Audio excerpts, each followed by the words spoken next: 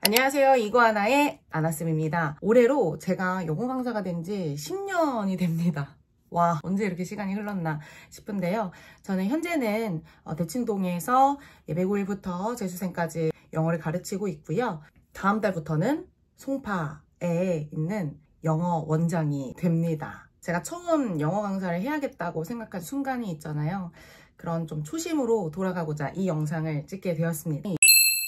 영어 대치동에서 가르치고 원장도 한다고 하니까 영어 잘하겠지라고 당연히 생각하시겠지만 저는 영어를 정말 못했다입니다. 서울에 살았지만 서울에서도 가장 그런 공부를 못한다는 그런 학군에서 일반고를 다녔습니다. 모의고사 이런 건 전혀 몰랐던 아이였어요. 그래서 처음 시험을 영어 모의고사를 봤을 때 5등급?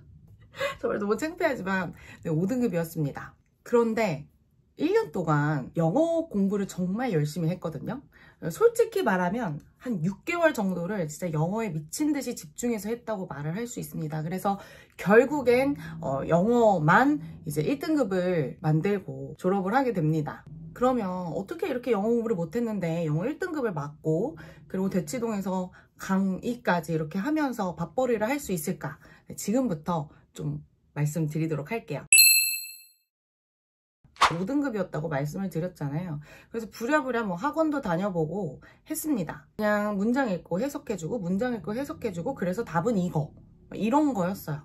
근데 저는 이제 어쨌든 공부를 그렇게 했다고 생각을 하니까 문장 읽고 해석, 문장 읽고 해석, 문장 읽고 해석 그래서 다 해석을 하고 밑으로 돌아왔지만 머리에 남는 게 없는 거예요. 이게 가장 저의 큰 문제였습니다. 공부 못하는 친구들 아시잖아요. 다시 돌아갑니다. 처음부터 다시 읽어요. 그러면서 막 어디에 중요하다고 생각하면서 막 동그라미도 치고 막 밑줄도 미친 듯이 그어보면서 읽습니다. 하지만 결국 또 남는 건 내가 이미 알고 있는 단어 정도예요. 내가 익숙한 단어만 지문에서 보이는 거예요. 그래서 결국 답은 어디로 가냐? 내가 봤던 그 익숙한 단어가 들어있는 선지를 고릅니다. 아예 글을 읽는 방향성조차 없었던 거예요.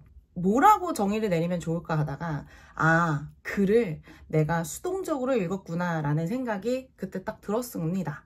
방향성이 일단 없었고요. 뭐를 중심으로 읽어야 하는지도 전혀 몰랐던 거예요. 그러다 보니까 그냥 읽고 모르고 또 읽고 시간은 가고 그렇게 해서 문제를 계속 풀었으니 등급이 잘 나올 리가 없겠죠. 지금의 학생들도 똑같습니다. 하위권 학생들을 한번 생각을 해보시면 영어를 대충 공부합니다. 영어를 대충 공부하는데 굉장히 내가 열심히 공부했다고 하게 하는 착각들이 몇 가지 있습니다. 일단 양치기를 미친 듯이 합니다. 문제를 많이 풀고요.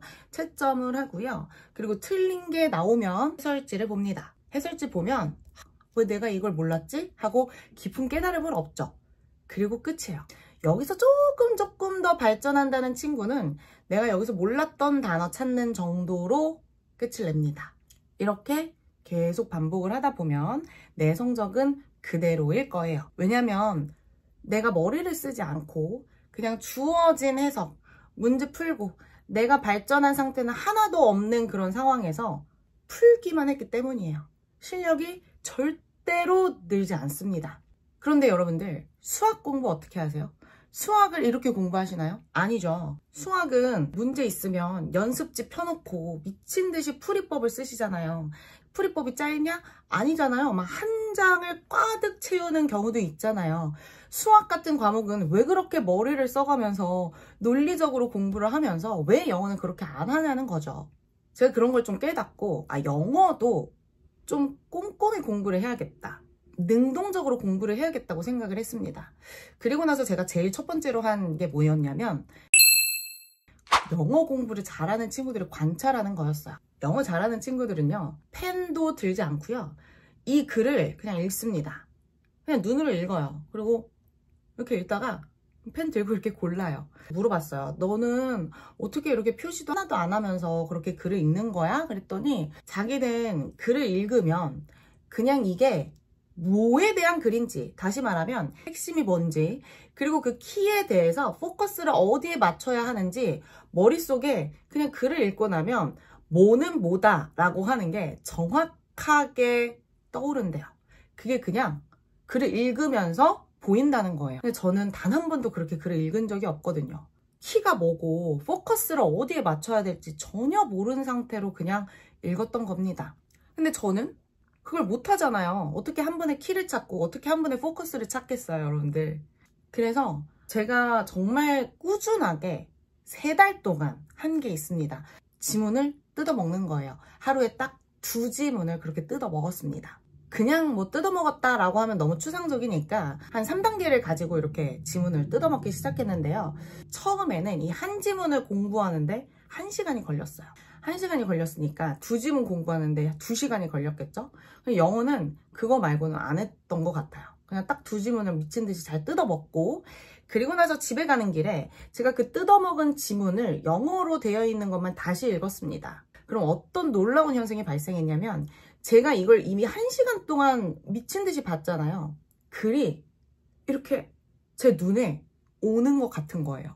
정말 그 공부 잘하는 학생처럼 내가 처음부터 끝까지 글을 읽었으니까 모든 해석이 정확하게 될 거 아니에요, 일단은. 그러니까 여기서 핵심이 뭔지, 그리고 하고 싶은 말이 뭔지가 그냥 이렇게 제 눈앞에 이렇게 퍽 하고 약간 글이 이렇게 3차원으로 보인달까요? 제가 그런 경험을 하게 됩니다. 물론 처음에는요, 제가 한 지문에 한해서만 그렇게 됐어요. 그런데 이게 하루에 2개씩 했다 그랬잖아요. 제가 한 달을 하니까 60개가 쌓이는 거예요. 그럼 이거를 그 60개를 계속 봤거든요. 돌려가면서 봤어요. 그리고 이제 좋은 게 뭐였냐면 1시간이 안 걸려요. 한 지문을 보는데 정확히 30분이 걸리기 시작합니다. 그래서 영어가 1시간 동안에 다 마무리가 되었고요. 거기에 이제 시간이 나면 좀 단어를 외워주기도 했고요. 문법 공부를 조금 하기도 했습니다. 그래서 이게 어느 정도의 양이 쌓이다 보니까 제가 읽었던 구문이나 제가 읽었던 중요한 키 포커스가 다른 지문에도 또 적용이 되더라고요. 그러다 보니까 이제 저도 물론 그 정말 공부 잘하는 친구들이 책을 읽는 것처럼 제가 문제를 풀진 못했지만 중요한 게 무엇인지 정확히 알고 그 부분에 동그라미 치고 그 중요한 키를 찾았으면 그 키에 대한 포커스에만 밑줄을 그으면서 읽게 된 거예요. 그러면 이제 궁금하실 거예요. 아, 그래서 네가 정확히 한 그 지문 뜯어먹기 방식이 뭔데? 3단계 그 3스텝이라는 게 뭔데? 라는 게 궁금하실 텐데요. 앞으로 이 방법들을 차근차근 공개를 하려고 합니다. 제가 그동안은 막 여러 가지 제가 하고 싶었던 영상들을 많이 올렸는데 이게 실질적으로 막 정말 어떤 분들에게 딱 도움이 되지는 못했던 것 같아요. 저는 영어를 못했기 때문에 그 못했던 학생들의 고충을 잘 알고 있습니다. 그게 제가 이 험난한 대치동에서 살아남을 수 있었던 비결이 아닐까 싶습니다. 그리고 정말 신기하게 저한테는 공부를 못하는 학생들이 많이 왔습니다. 저처럼 이렇게 부족했던 학생들을 제가 채워주고 하면서 그 학생들이 발전하는 모습을 보고 실제로 제가 어렸을 땐 제가 했던 방식만 알잖아요. 그래서 그런 방식을 적용을 해서 그렇게 따라온 친구들은 정말 성적이 올랐고요.